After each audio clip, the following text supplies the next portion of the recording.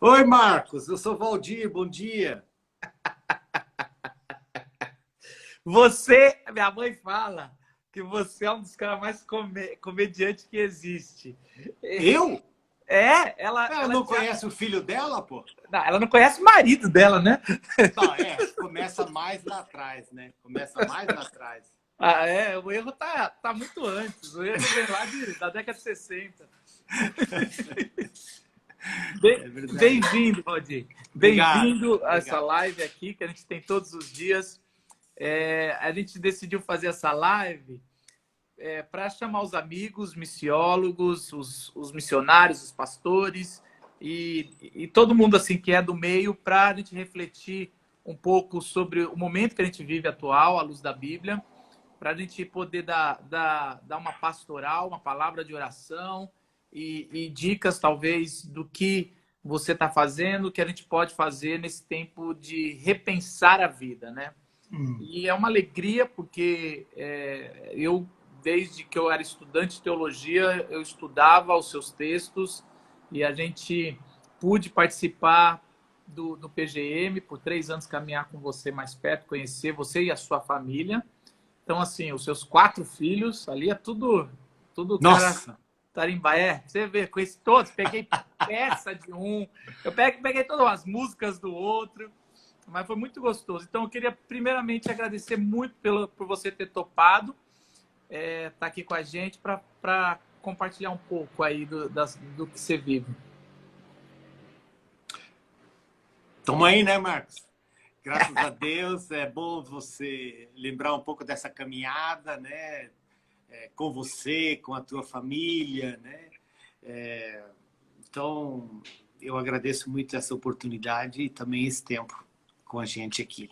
Eu estou aqui em casa, a Silena está sassaricando por aqui, né? De repente ela bota a cara aqui. Tá bom. Que bom, que bom. Minha mãe, assim, mais uma coisa aqui. Minha mãe eu não sei, ela tem um amor por você incrível, assim. Ela gosta muito de você, então ela fala sempre com muito carinho. Meu pai não, eu não, mas minha mãe. Fazer o quê, né? Não dá com todos, né? Não é verdade? Mas eu acho, Marcos, assim, a gente, você sabe, né? Andando um pouco por aí, né? Eu sempre falo que tem uns lugares na minha experiência, assim, tem uns lugares onde você vai, onde você está, e você diz, puxa, aqui eu acho que tem testemunho de vida, né? Aqui tem testemunho de vida, aqui tem história, aqui tem uma presença, né? Então, para mim, poder ter estado no JV, né, algumas vezes, acho que tem sido um lugar assim, né, onde a gente fala, aqui tem testemunho de vida, né? Aqui tem presença, digamos assim, tem, entre aspas, né, sucesso ministerial, mas não é isso, né? De fato, uma bênção, né? É uma bênção, né? Que eu acho que é uma das maiores, assim, tem sido muito triste para mim. Oi! Pô, essa é a dona Cileda, tá vendo? Tudo bem, Silene? Você tá bem? Que bom! Cara do pai! Cara do pai. Foi uma ofensa ou foi um elogio? Não, elogio, claro. Elogio, claro. Tá meio escuro isso? Não, é que eu não tô vendo. Desculpa, ela não tá ouvindo porque eu tava com fone de ouvido, né? Você tem que repetir. Eu falei que se foi... Ofensa ou não. Não. Estou dizendo que você amadureceu mais desde a última vez que eu lhe vi. É verdade. É verdade. Tem mais de um sentido, viu, Marcos? Faz 12 anos que eu acabei o PGM, então deve estar por aí. Isso! Não me lembra isso.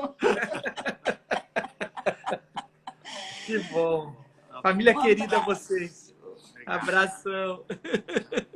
Você sabe, ô Valdir, que é uma das tristezas, porque a gente vai ter que repensar o JV e a Flan, né? Imagina, eu estava falando com a Cilena hoje de manhã sobre isso, né? Vai ter que repensar. Repensar, não tem mais evento esse ano. Então, assim, é bem complicado. Agora, me fala um pouco sobre você. Eu sempre faço essa pergunta o que você estava fazendo antes do coronavírus? Assim? Qual que era os seus sonhos, seu ministério nesse último ano? Quando você diz nesse último ano, você está dizendo que esse é o meu último ano? Já acabou? É isso? Não, mano. Não é isso. Não, é interessante, né, Marco? Porque, de fato, eu tô num momento de vida, Cileda e eu, né, que é um momento de jubilado, né, que a gente fala. Então, eu estava até pensando sobre isso, né, que, digamos assim, de perspectiva de vida é uma coisa totalmente diferente, né? A conversa, por exemplo, com um pessoal mais novo da igreja, ou uma conversa com os nossos filhos e uma conversa com a gente é totalmente diferente, né? Por um lado, você tem mais bagagem para vivenciar e enfrentar determinadas crises, né, que a gente já de alguma forma passou nesse país, mas por outro lado você também é mais vulnerável, né, e você tem menos instrumentalidade para tentar engajar, né, com os acontecimentos do presente, né? Então, assim, digamos assim, em nenhuma faixa da vida nós estamos livres nem do desespero e nem da esperança, né? E como que essas duas coisas caminham juntas é justamente um dos segredos da caminhada e da caminhada de fé, né? Praticamente falando, a Cileda e eu tinha até assim espécie de tirado um tempo para ficar um pouco mais quieto. Você falou dos nossos filhos, os nossos filhos estão fora, né? Então a gente gastou um tempo fora do Brasil, um tempo bastante longo, assim, até, e voltou no final de janeiro, né? E voltou para o Brasil no final de janeiro, entrou em fevereiro, e aí um pouco, né, digamos, a própria agenda, né? Você sabe como é essa coisa desse jet set evangélico aí, né? Essa semana eu devia estar no interior no interior lá do Rio Grande do Norte, né? Com um pessoal lá engajado em ministério de igreja, de missão integral, né? E eu estou aqui, né? E fiz uma live com o pessoal lá de Felipe Camarão na segunda, né? Então, assim, mudou muito toda a nossa perspectiva e o nosso estilo, nossa vida, né? E eu estou brigando para dizer, cara, como é que não só eu me relocalizo, mas como que eu procuro escutar o tempo que a gente vive e, ao mesmo tempo, o sopro do Espírito. E o que nasce desse encontro. Você sabe que eu estava conversando com meu pai, aquele jeito do meu pai falou, meu ministério acabou, não vou mais poder viajar. E nada, pai, começou agora. Olha que maravilha, dá para você fazer o seu ministério de pijama, faz live, faz vídeo, conversa assim. Porque uma coisa, eu acho que a sua geração, que é a mesma do meu pai ali, ela... Não, peraí, seu pai é mais velho, calma.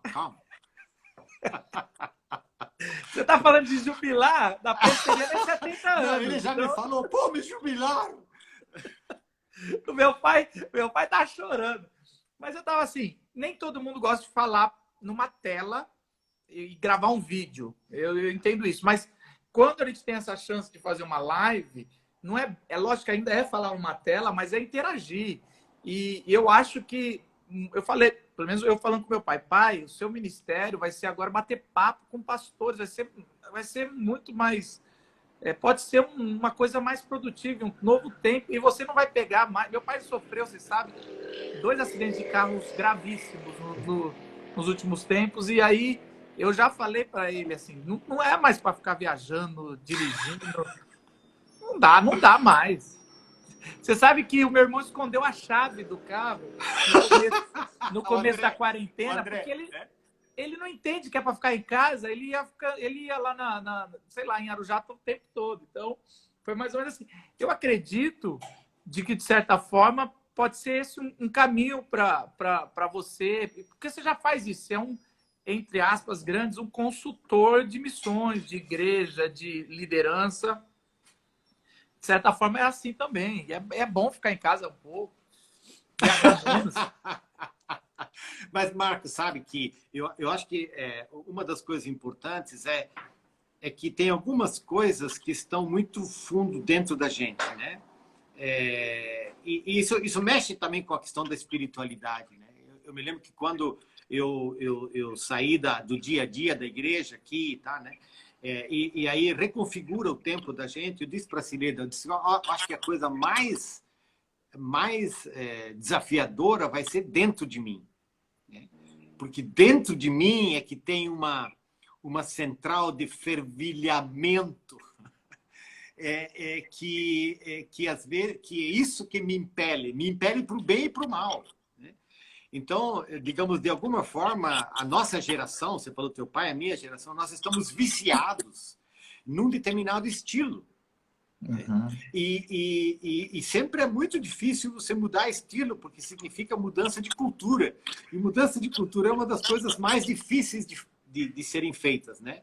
E eu acho que a igreja é um dos lugares mais solidificados, mas também mais entrincheirados em si mesmo, da sociedade, né? Eu acho que a igreja é um dos lugares mais conservadores de toda a nossa estrutura social, porque ela é uma garantizadora, né, de estabilidade, de equilíbrio, de padrões, né? Então, por isso que ela fica muito conservadora e ela tem uma dificuldade enorme de conversar com os novos desafios, os novos tempos e as novas gerações. E são, de alguma forma, são vocês que vão chutar a nossa canela e vão fazer esse exercício, né? Não é. E ela é conservadora no lado bom e no lado ruim. Ela guarda algumas coisas para pensar, mas em compensação, a igreja sempre está uns 20 a 30 anos atrasada na mudança, né? Então ela decide mudar. Eu estava conversando isso no meu presbitério, se ia ter ceia ou não, online, agora na Páscoa. E aí eles não sei o quê, eu segui. Mas eu falei, gente, isso é uma mudança que vai acontecer. A questão é que a gente não está vendo, né? Assim, é uma mudança que vai ser repensada. E às vezes a gente também, uma coisa que me faz refletir é quanto a gente vai... são 10, alguém falou numa live aqui que eu fiz que a gente... foi o Quadros Gouveia. Ele falou que a gente adiantou 10 anos do que ia ser. Essa quarentena, o Covid, vai ser uma aceleração. Então, por exemplo, eu vou fazer um papo com o Osmar, com você. Então vai ser... pessoa, você estava assim, não vou fazer live. Eu gosto de olho no olho. E a gente entende isso. E aí... Mas agora tem que adiantar. E acabou, vai aprender, vai pegar... Alguns vão pegar gosto. Eu já vi que você fez live ontem, o Ziel também fez. Então, assim... vai vendo novas formas, né? Agora, o que você acha que, além das pessoas na melhor idade, o que você acha que vai mudar no mundo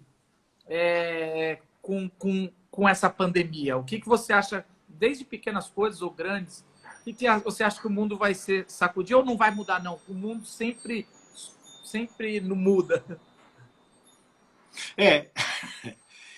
Em parte a gente ainda não sabe, né? A imagem que estava na minha cabeça é um pouco a experiência de a gente ir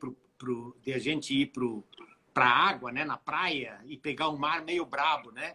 O mar meio brabo, ele joga as ondas em cima da gente, né? De uma forma que você perde, de alguma forma, você perde o teu equilíbrio e o mar que enrola, né?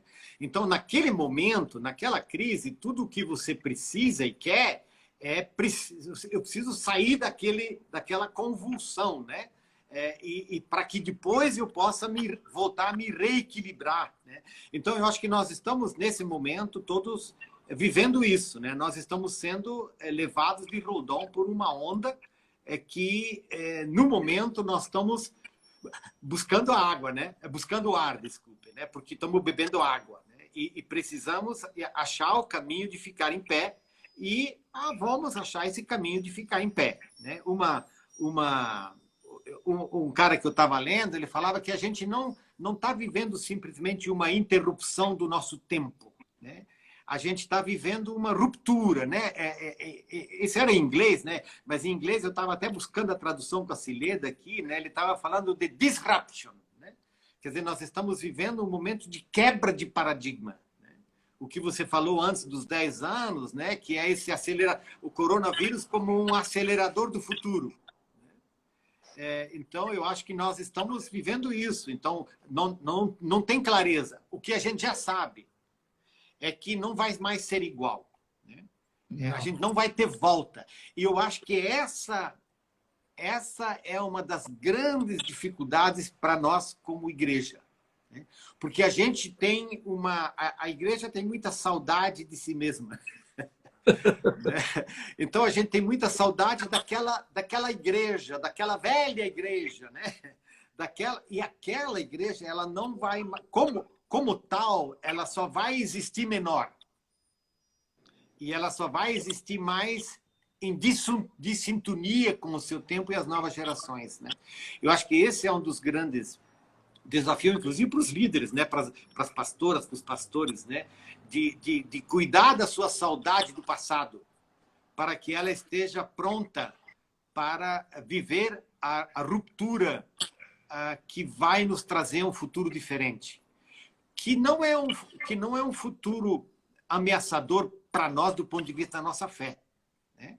Do ponto de vista da nossa fé, ele é um futuro de esperança, ao mesmo tempo em que ele seja um futuro caído. Né? Mas isso é um pouco de teologia aí, né, Marcos? Não, mas é isso. Porque assim, você viajou por muitos lugares. Você era visão mundial que você estava viajando antes? Assim, bastante. Era muito. O mundo todo. A gente se via nos congressos. A gente foi em Lausanne. Você estava lá em Cape Town. Eu não lembro se você estava em Jacarta também, mas todo lugar que eu ia, você estava lá. Você estava lá liderando. E aí uma pergunta que me vem na cabeça é: a igreja, agora uma igreja maior, talvez, do mundo, se é que dá para falar, mas se preparou para uma coisa dessa? Porque a gente estava indo pelo menos aqui no Brasil, para um lugar das mega igrejas, do templo. A gente estava voltando para o Antigo Testamento. A gente estava muito para dentro. E agora, parece que alguns pastores estão desesperados porque não treinou o leigo, não treinou a casa, a igreja em casa, né? Pensando historicamente, né, eu acho que é muito difícil para a igreja se preparar para os tempos que chegam. Né? A igreja ela tem muita dificuldade de fazer uma leitura dos sinais do tempo. E justamente porque ela é conservadora, porque ela não quer mudar, né? Porque ela, falando na linguagem bíblica até, né? Porque ela gosta do templo. Né? A igreja gosta do templo. E Jesus põe ela a caminho da Galileia. Né? E a igreja briga com esse Jesus que põe ela a caminho da Galileia, né? Porque ela gosta do templo. E Jesus diz: eu vou derrubar o templo. Né? E o templo mata. Né? Fica muito nervoso. Então, acho que a igreja ela é uma igreja que tem dificuldade de fazer essa leitura, né? dos desafios que estão por aí. E uma outra coisa, Marcos, eu acho que se a gente olha também para a nossa história, né? Muitas vezes a igreja ela se modela pela sociedade, né? Atrasada. Então, de alguma forma, essa igreja, essa mega igreja, essa igreja né? Essa igreja do mall, né? Para usar uma linguagem americana, essa é uma linguagem norte-americana do mall, que é o shopping center horizontal, né? Então, de repente, essa igreja que vai atrás estabelece esse grande campus, né? Que tem inspirado muito dessa mentalidade das megas igrejas, né? Eu pessoalmente cheguei à conclusão, assim, eu era muito crítico a isso, mas que de fato nesse contexto urbano onde nós vivíamos havia lugar para essa igreja do grande espaço e do grande encontro. Mas é justamente essa igreja que está mais ameaçada nesse momento, assim como está toda essa indústria da performance, do show, dessa cultura massiva, né? Agora, se a igreja está preparada para isso, não. Ela é uma igreja que está sendo que está apanhando, ela é uma igreja que tem na sua liderança um desespero, né? Porque não vai poder voltar a isso e ela tem que se reinventar no caminho. E graças a Deus a igreja tem, ao mesmo tempo em que ela é muito conservadora, a igreja tem uma resiliência fantástica, né? A igreja tem uma capacidade de permanência na história e de reinvenção de si mesmos que é fruto do sopro do Espírito que garante a existência dessa própria igreja. Então, a igreja sobrevive, sem problema, porque ela não é nossa. E ela demora, porque nós líderes confundimos o nosso passado recente com a solidez do evangelho. Sim. Então a gente não consegue tirar isso. Por outro lado, ainda sempre tem o evangelho ali, e o evangelho é totalmente inovador no sentido de criacional, né? Ele está no novo reino. Então, assim, não morre, mas atrasa. Então, assim, eu sempre falo, calma, gente. Quer dizer, eu recebo muita gente que fala, antes do corona era o que aconteceu com a igreja brasileira, apoiando esse governo, não sei o que. Eu falei, calma, daqui a pouco cai a ficha e a gente vai tá mais ou menos se ajustando. Mas assim, é um pouco disso, assim, eu vejo isso também. A indústria do show, e assim, a gente fala a indústria do show, mas eu falando com meu pai é a mesma coisa. A gente, por exemplo, esses centenas de congressos que tinha, desde missões, desde tudo quanto é plantação de igreja, de pastores, a gente está começando a perceber na quarentena que dava para ter economizado muito dinheiro e chamar o cara para conversar. Então, assim, uns 3 congressos que eu estava para pregar, eles cancelaram. Na quarentena ele falou, não, a gente decidiu fazer online. Então você vai entrar, ou você vai gravar um vídeo, ou você vai entrar online no dia tal. Você topa? Eu topo. E aí os caras vão perceber que ao invés de gastar 50 mil, 100 mil reais numa conferência, isso eu estou chutando baixo, hein? Eu estou falando das locais, para chamar preletor, todo mundo então faz online. Então vai cair o mercado, não só para a mega igreja, mas para muitos... para a indústria, claro. Mas a indústria toda. Outra coisa, os músicos estão tudo fazendo live cantando, né? Os sertanejos, tudo. A minha pergunta é, mas, cara, se eu posso assistir de casa de graça, por que eu vou pagar, né, cara? Para correr o risco. Então, assim, uma das coisas que um dos pastores falaram nunca mais a gente vai ver um culto grande, assim, médio e grande, sem máscaras na frente. Vai ser coisas que a gente vai mudar na nossa cultura. Pôr máscara, cremação. Eu já fui, nessa semana que passou, 3 morreram e foram todos cremados por causa do corona. E aí eu tava pensando, cara, isso aí vai entrar de vez. A gente vai começar. Cadê a indústria dos cemitérios horizontais, né? Exatamente. Não, e cremar, eu já virei para minha esposa e ela virou para mim, eu quero ser queimado. Você doa tudo e depois me queima. Eu não quero ficar lá embaixo, não. Vai dar... Eu tenho claustrofobia. Mas então, várias coisinhas. E você sabe que cultura é repetição de hábito coletivo, né? Certo. Então, assim, a gente vai mudando. A gente quer, às vezes, entender o todo, mas essas pequenas coisinhas, não poder se reunir em grandes aglomerações mais. Os mais velhos, acima de 60 anos, vão, enquanto não inventar a vacina, não sai de quarentena. Ou se arrisca, vai ser... Tá amarrado, tá amarrado. Mas não tem como, Valdir, não tem como. Porque, assim, eu estava falando, ou se arrisca a ser um dos 10 que vai morrer, vai pegar e vai morrer, ou fala, vou esperar até fazer uma vacina. E vai ter logo, mas logo é assim, daqui a 1 ano. E aí vai. Mas então, assim, vai mudar muito na nossa cultura. A gente só não sabe o que vai mudar o todo. Agora, a gente não costuma, Valdir, isso aí como pecado da gente, não costuma mudar para melhor. Só pelo evangelho, né? Não, é isso aí.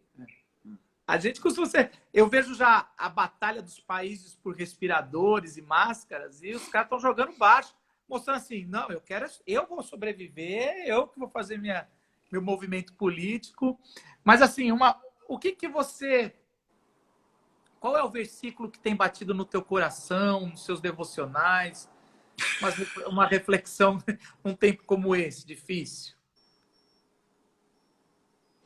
Ai, rapaz, essa é uma pergunta ampla, né? Eu tô olhando aqui porque eu hoje de manhã olhei uma palavra que eu lia anos atrás, né? Em alguns contextos, que é uma palavra de Jeremias. Aí os meus olhos voltaram a cair nessa palavra hoje de manhã, né? E essa palavra de Jeremias diz assim, eu até tenho ela aqui na frente, porque eu andei olhando algumas coisas, diz assim, Jeremias 6,16. Assim diz o Senhor, ponham-se nas encruzilhadas e olhem.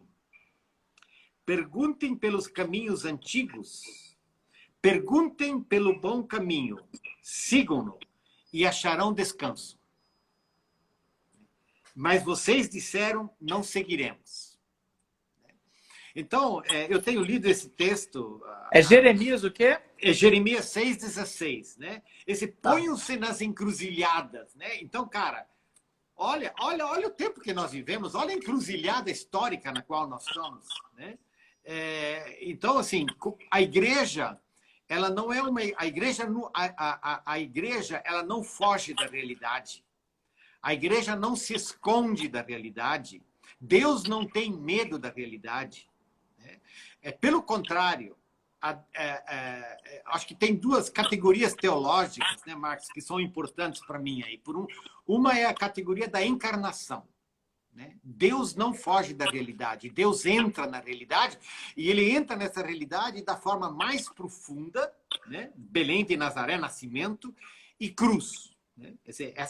Então, a igreja, ela continuamente é desafiada a não fugir da realidade, por mais que ela seja tentada a fugir e por mais que ela foge, né, para dentro de si mesmo. Mas a igreja, ela é enviada ao mundo assim como Deus foi para o mundo. Né? Então, assim, ponham-se na encruzilhada. E eu acho que esse é o desafio dessa hora. É um desafio de dizer, não, gente, nós não vamos fugir do coronavírus. Nós vamos tentar entender o bicho. Nós vamos tentar entender o que está acontecendo com a gente. Nós vamos tentar fazer uma leitura do nosso tempo e discernir os sinais do nosso tempo. Né? Mas aí Jeremias diz, perguntem pelos caminhos antigos. Né? Essa é uma... Claro que isso pode ser mal interpretado, eu acho que pode ser mal interpretado, né? Mas um pouco, qual é esse caminho antigo? Porque tem uma voz que vem dessa história, tem uma voz que vem da revelação. Tem uma voz que vem da eternidade e que tem se transformado numa nuvem de testemunhas. Né? Então, a gente vai escutar essa voz. Essa é a voz de Deus presente na história. Mas ela não é uma voz simplesmente fruto da história. Ela é uma voz encarnada na história para transformar a história. E aí Jeremias diz, perguntem pelo bom caminho, sigam-no e acharão descanso. Caramba, tchê. Desculpa o tchê aí, né? Caramba, tchê. Sigam-no. A gente continua andando. Não porque a gente tem as respostas, mas porque a gente sabe quem a gente é. E a gente é fundamentalmente amado pelo Pai. A gente sabe qual é a voz que orienta o nosso caminho. E é a voz da eternidade que se encarna na realidade. Por isso que a gente segue o caminho. E a gente não só segue, a gente tem testemunho. Nesse sentido, a igreja tem um papel fundamental a desempenhar na encruzilhada. E o papel da igreja na encruzilhada é apontar para o eterno. E esse eterno é que dá substância para a vida no presente. E dá rumo, né? Dá substância e dá semblante e dá rumo para a vida no presente. Então, tá bem.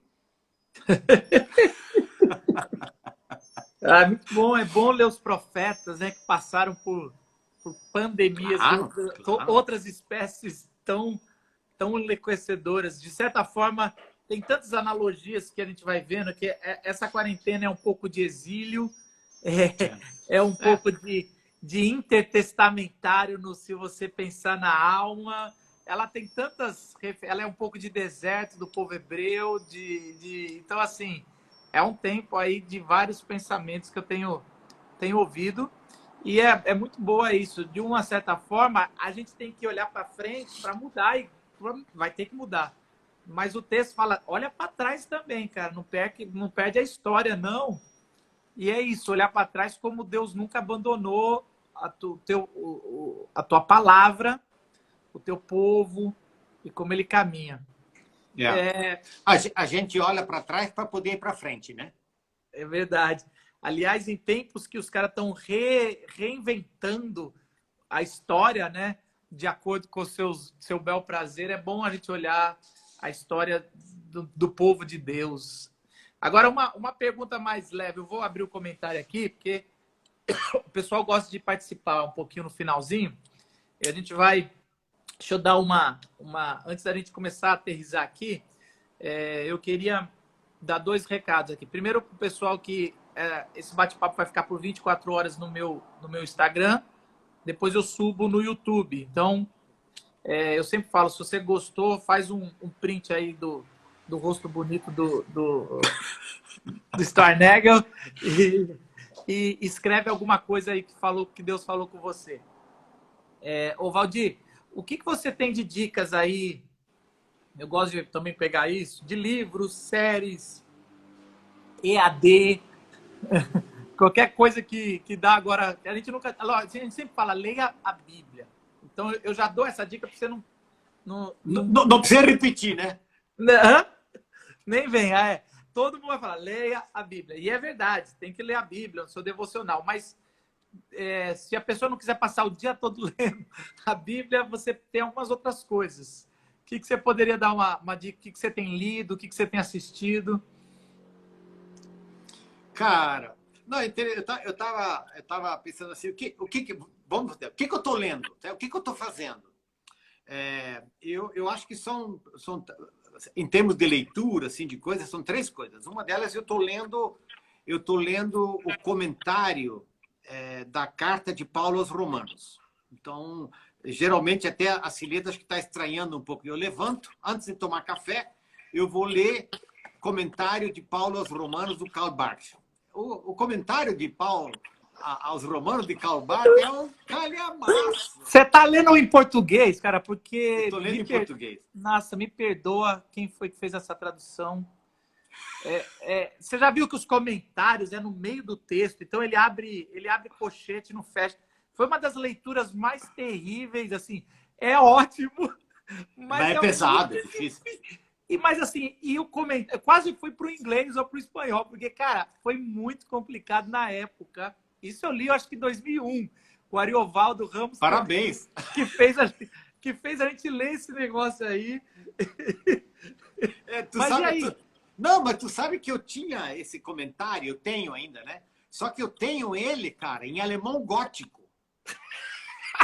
Eu acho que tá mais fácil ler em alemão gótico. Cara, não brinca em alemão gótico. Eu digo, não, cara, não é possível. Não vou dar conta desse negócio do alemão gótico aqui mais, né? Meu alemão enferrujou tudo, né?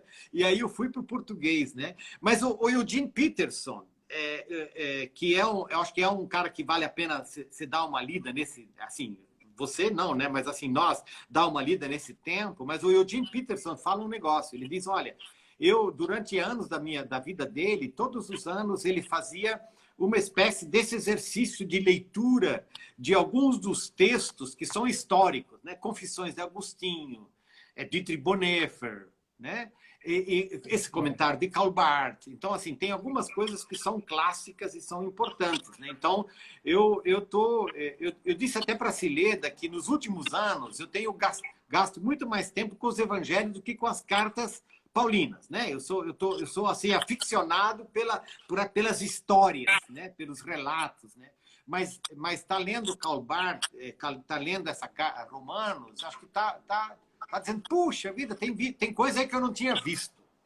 Acho que isso é uma das coisas muito importantes. A segunda coisa que eu estou fazendo, eu estou lendo algumas interpretações, algumas análises, né? Do que está acontecendo. Eu sei que a gente ainda não consegue ver exatamente, né? o que, que vai acontecer, né? Mas então eu estou lendo.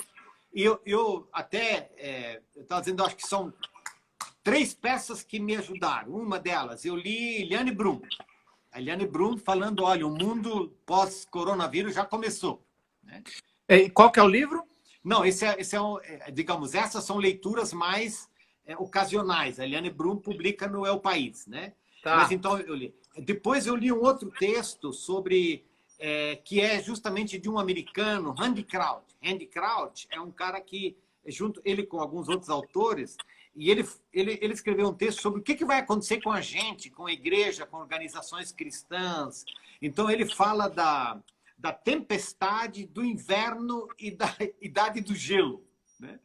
Então esse é um texto que me ajudou. Né? E por último, eu estava lendo algumas coisas sobre como que a igreja sobreviveu, como que a igreja se comportou em outras pandemias durante o decorrer da história. O que eu quero dizer com isso, Marcos, é que eu estou lendo algumas coisas que têm a ver, que me ajudam a entender o tempo que nós estamos vivendo. Né? E que nós precisamos gastar algum tempo, alguns de nós gastar algum tempo para dizer o que está acontecendo. E aí você precisa ir para os entendidos, para os especialistas, para os cientistas, né? Para os analistas de tendências. Né? Então, assim, comentário bíblico, estou lendo coisas do nosso tempo e estou lendo romance. Romance, que gostoso. Estou lendo romance. Lendo Você sabe que eu entrei... Você sabe que eu liguei para o Ziel e, graças ao corona, as aulas do Servo de Cristo foram para online, né? E aí eu me matriculei para fazer romanos. Hoje eu vou ter aula de romanos com show. Show. Cara, é show. Show!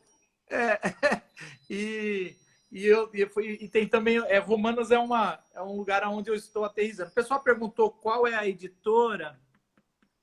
Templos, eu acho que é Templos. Eu estou aqui, depois eu pego e posto aqui a Amazon. É carinho, é 90. Qual é? O de Romanos, o de Calbar. Ah, bom, essa tem uma tradução que é da Sinodal. Aqui eu estou lendo no momento. Eu não lembro.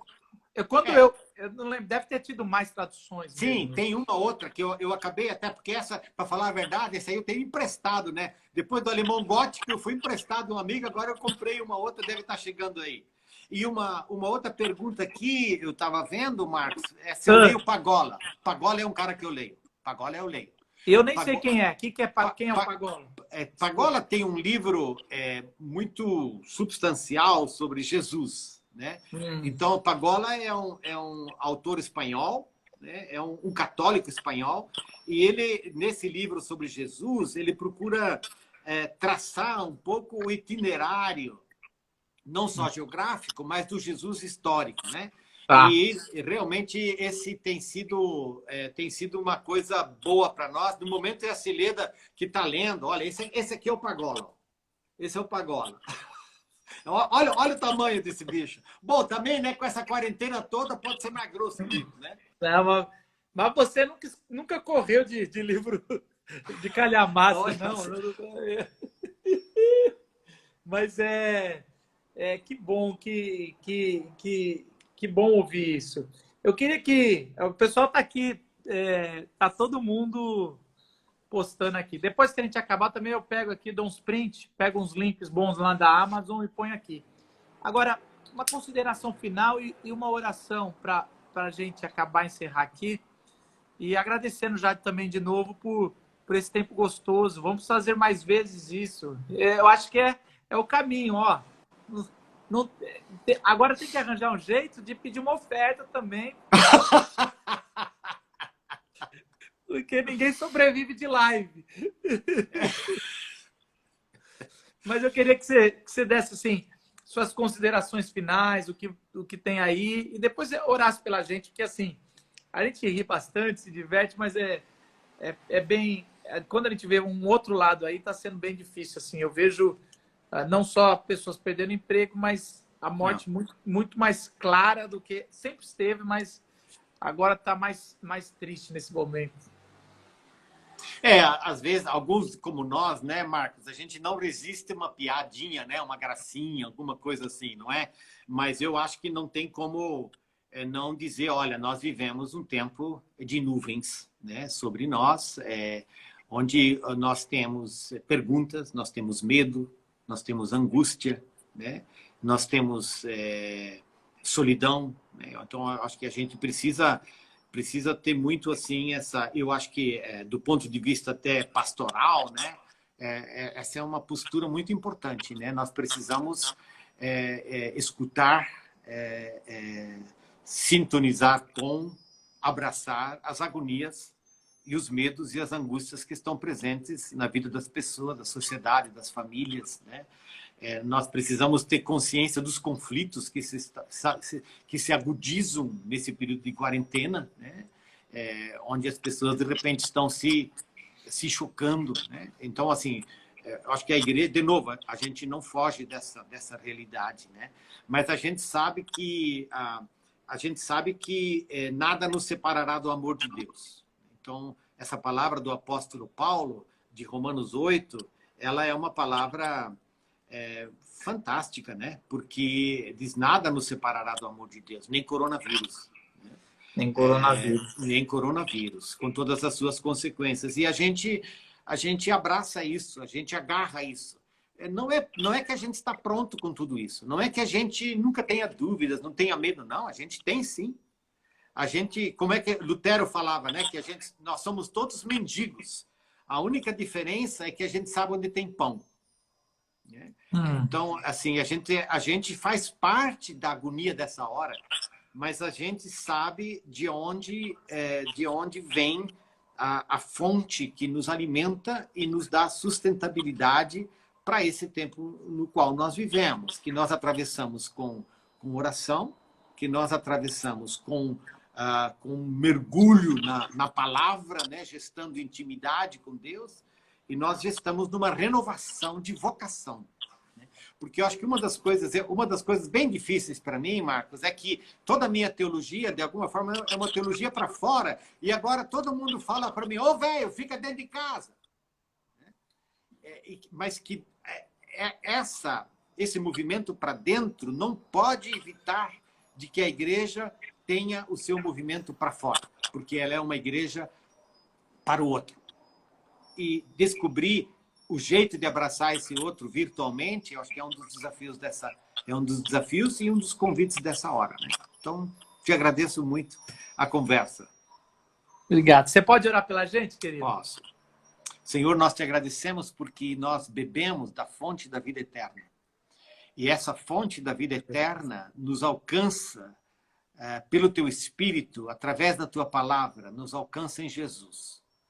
Que nesses dias de quarentena a gente possa ter a disposição de mergulhar nesse Jesus de Nazaré, na sua relação conosco, no seu itinerário e na sua palavra que diz, vai e não peques mais, levanta-te e anda, a tua fé te salvou. E que essas palavras de Jesus possam ecoar dentro de nós, para que nós tenhamos sustentabilidade, sejamos sustentados pelo Senhor e tenhamos um vislumbre de eternidade, uma eternidade que se faz presente no presente. Obrigado, Senhor, pelo Marcos, eu queria orar por ele, pela família dele, também pela família extensiva, a Ivone, o André, né, o pai, Senhor, que tu abençoes a família dele e todos que estão aqui com a gente nessa manhã, nessa conversa, e que a gente tenha essa experiência cotidiana de que tu estás conosco.